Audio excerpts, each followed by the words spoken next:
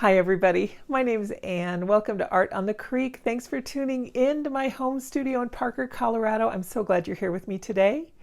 You know, this morning over coffee, I was lucky enough to catch the sunrise. And I thought for our beginner watercolor lesson number 14, I could show you how to paint some clouds two ways. So let's look at the sunrise in Parker and some other activity in my backyard and see what we can come up with. Are you ready? Here we go.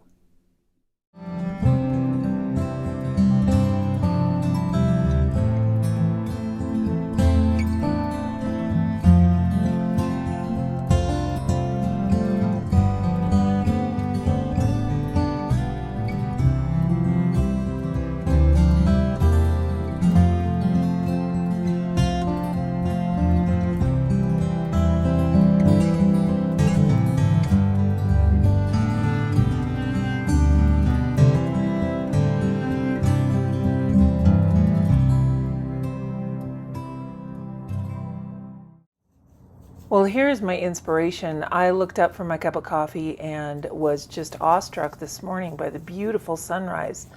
Also, I was a little surprised at how late in the day it is. We changed the clocks back tomorrow. Here comes Leo. I think he barked right there. And I'll show you in a minute why he was barking, but look at these photos. No filters, no adjustments. Everything was truly this gorgeous. It was just such a beautiful day. And it made me think how much I want to paint some clouds with you guys. So let me show you what Leo was barking at. I found it. This is, let's see, I'm standing in my backyard, so that's kind of the yard diagonal behind us. And Leo was telling me that he found her. And so I climbed up the hill and saw she had two babies. Now I'm sure you'll hear Leo bark again, but Leo loves the deer. That is his I want to play with you bark. First of all, let me talk about the supplies I've got for you here today. What we're using are the same things as always, and I will definitely put a link in the description. We're using the Paul Rubens cold press block of 5x7 watercolor paper. And I'm actually, as I'm doing this voiceover, what's going to happen is I'm going to show you how I taped it here, but then I'm going to change that up here in just a little bit. But I want to talk about the supplies that we're using and some substitutions if you can't find some of the recommended supplies. So the tape that I'm using to tape off a nice white border on this is just simple drafting tape. It's a lot like masking tape, but it's not as tacky. It's not quite as sticky. So if you can't find drafting tape, you can always get painter's tape. I would go with the low tack, the one that's for delicate surfaces. Or I would just use some washi tape, and just be careful no matter what you use, you're going to want to remove it with some sort of a heat tool or very, very slowly, very carefully. And I will show you how to do that at the end because you don't want it to tear your watercolor paper. So that block of paper is 100% cotton. It's cold press and very affordable. Here are the brushes I'm recommending. They are the Princeton Snap Taklon Fiber brushes. I really like Taklon Fiber because they have a nice spring to them and they really have the right amount of feedback for beginner artists. And I actually use these for gouache as well. So if you're not a beginner artist and you've never tried the Princeton Snap, highly recommend them. This Paul Rubens paper has turned out to be a great workhorse for me, and I really love it. I like their hot press too. They're 100% cotton, very, very affordable. There are 20 sheets in this block, and because it's on a block, that means it's got adhesive all the way around except for a little space, so you don't have to stretch your watercolor paper ahead of time. These are the Paul Rubens watercolors that we're going to be using. You can use anything that you like. I recommended these, and I've recommended the Winsor Newton Cotman. Several brands out there, very affordable, very approachable. Anything that will give you a good rainbow of color, even if it's just from the school supply aisle, that's what you're going to want to use. Today we're going to start by using that 3/4 stroke brush, and you're also going to want to have a paper towel near so that you can blot things off. So we just want to cover our paper with water. And when you're going to do some wet on wet with watercolor, what you want to do is make sure that you have an even sheen of water. I got an erasure crumb on the paper, I think there, trying to pick that off. There we go. You want an even sheen of water throughout. You don't want any puddles. You don't want any water pooling along the edge of the tape. So I like to pick it up and turn it and just make sure that everything looks pretty good. Oh, the tape came off there a little bit. Let me just put that back down. There we go. And then if you have too much water on, I'm just holding it over my towel and kind of coaxing it off a little bit. And you can also just run your brush along the bottom horizontally like this to help pick up any excess. Now let me show you a little alternate method, because this is what I ended up doing. I ended up making a lot of mistakes on the first one. So we're going to just start over, and I'm using the back of that sheet. So I've got it taped down to my work surface. You can tape it to, I save the backs of these watercolor paper packs, and they make great painting boards, or you could tape it to, you know, an artist board. The blue that we're going to start with is cobalt blue. I really like cobalt blue for a sky. You can also use manganese, or a manganese hue, or a cobalt hue. Ultramarine gets a little bit, I would mix just a tiny bit of yellow ochre with it, because the sky, a bright blue sky, really cobalt is an excellent color for a bright blue sky. Now I am using the 3 reference photos that I'm giving you in the link below in the description. I'm using those as a springboard. I am not going to try and replicate exactly what we see. What I want to explain to you today is that this is one way that you can do sunrise or sunset clouds. Clouds are very interesting because they do have shadows. When the sun is rising or setting, the light is beneath the clouds. So our shadows are going to be on top. So now the yellow that I want to go into here is a permanent yellow. And anything like an Indian yellow, anything that looks kind of like the color of marigolds, that is a beautiful color to use. So I'm just kind of placing these somewhere on the top, somewhere on the bottom, because there was so much color variation in those clouds that I want to be able to mix this yellow. But I'm trying to remember as I'm doing this that the light source is at the bottom. The sun is coming up and it's shining up on the clouds. So all of the shadows are going to be on the top. Now this red that we're going to use is actually an anthraquinone red. If you have, what's a good one? Any kind of quin magenta or a quinacridone rose, anything that's a really kind of a pinky red, and you want to have it really watered down so it doesn't get too intense. Now your watercolor does shift a couple of shades. It gets a little bit lighter as it dries. So kind of remember that when you're working. If it looks a little bit shocking at first, that's okay, because it'll dry just a little bit lighter. Now, when I'm tapping this in, I'm trying to touch the yellow, and I'm going to add some yellow at the bottom there on that one on the upper right, the bottom of the cloud. I'm just trying to get this red to mix and meld with the yellow that's already on there. I'm letting it touch the blue. Can you see kind of in the center where we've got some purple coming? That's where the red has turned with the blue, and it's mixed. And now for the fun part, now for the shadows. Just take everything that's on your palette and mix it together. What I'm doing is I'm mixing really basically a red, yellow, and blue. So there is the anthraquinone red and cobalt, because I needed to mix a little bit more. Going to get a good, nice, dark purple there.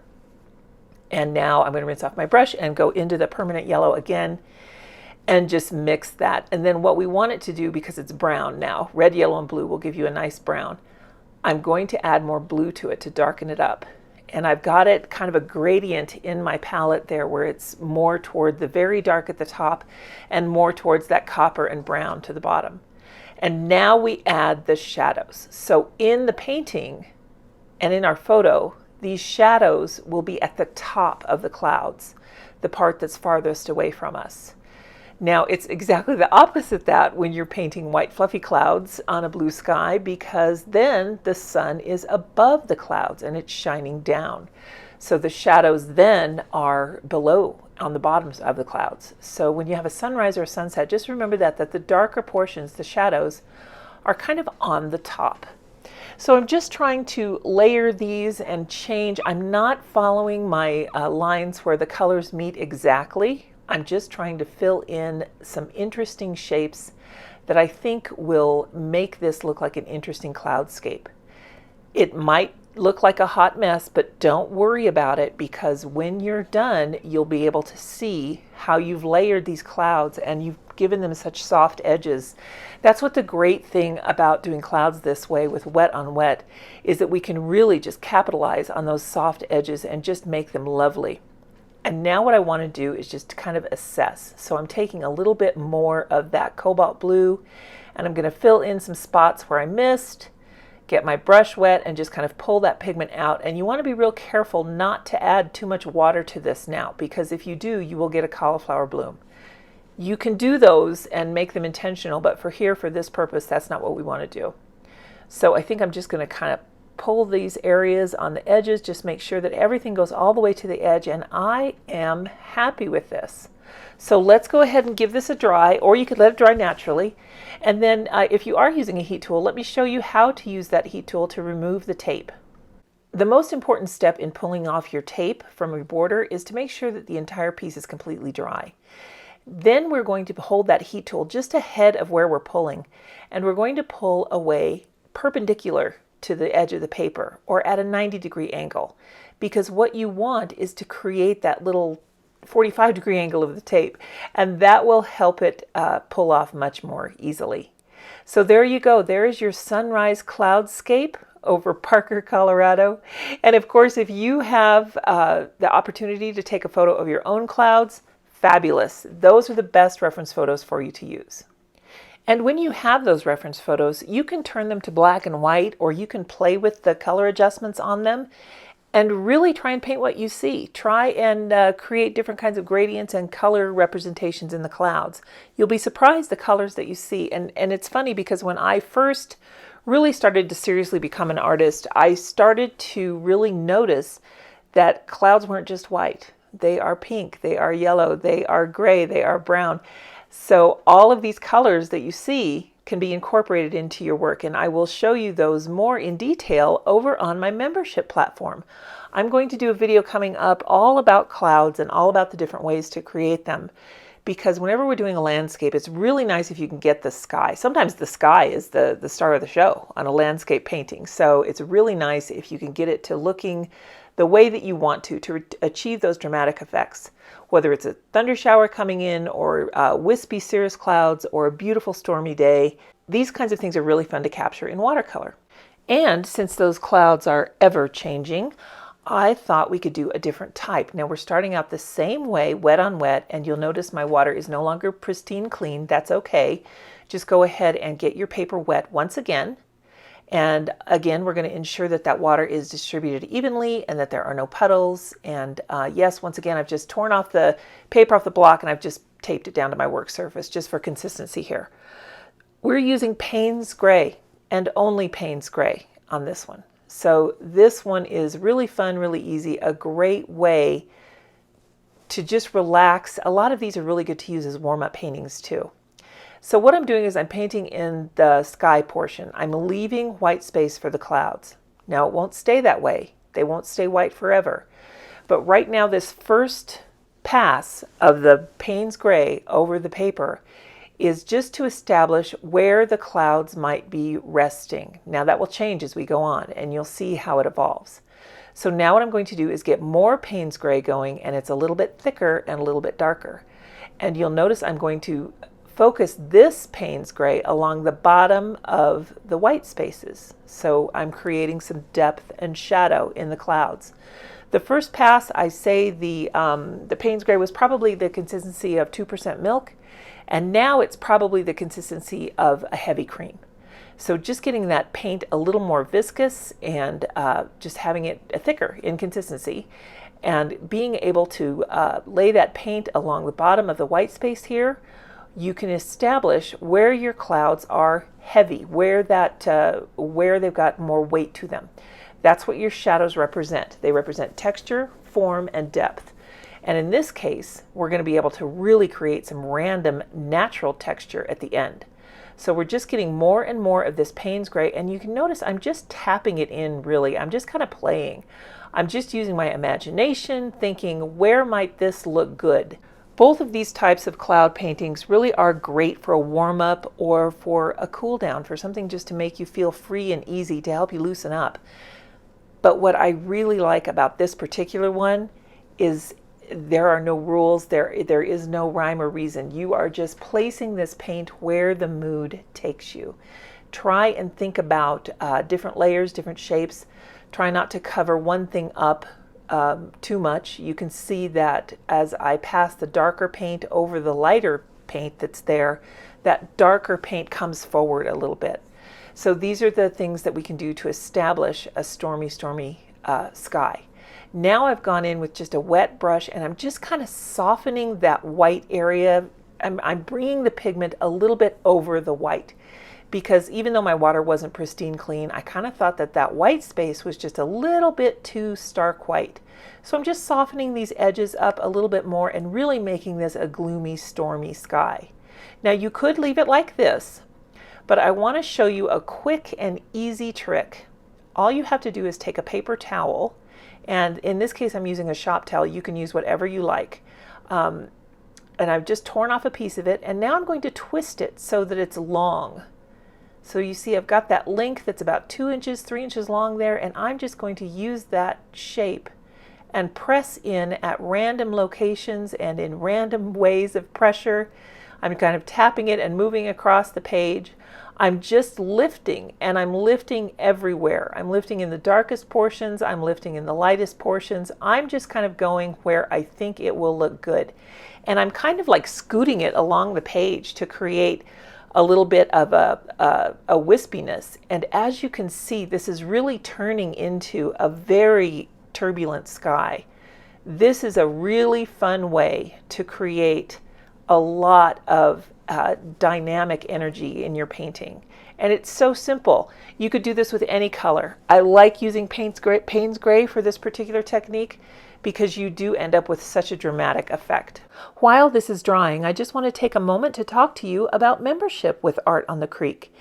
This is the best way for you to become a patron of my channel and to really help support it, in addition to really helping support yourself as an artist and really growing.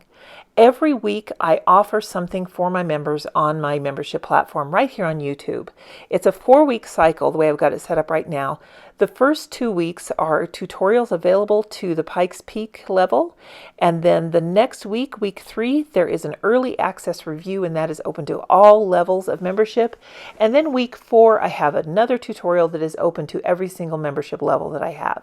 I do have 3 membership levels, and if you click on the join button right under the video, you'll be able to learn more. There's also a link in the description below that will take you to a full written description of all of those member benefits. There's lots more. It's worth reading. If it's something that would interest you, I would really appreciate it. So thank you in advance. And thank you to the members that are here today. I really always appreciate you, and I'm so grateful for everything that you do. Every single one of you, don't worry, I will always be here for you. I will always provide free content.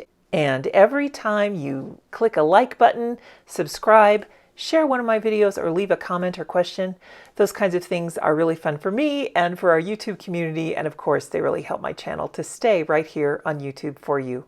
So guys, here we go. Here is the beginner watercolor lesson number 14, Clouds, 2 Different Ways. I hope you enjoyed this one today and are having a lot of fun looking through your own photos, maybe taking some pictures of the clouds in your area, or if not, feel free to use the ones that I provided for you here today.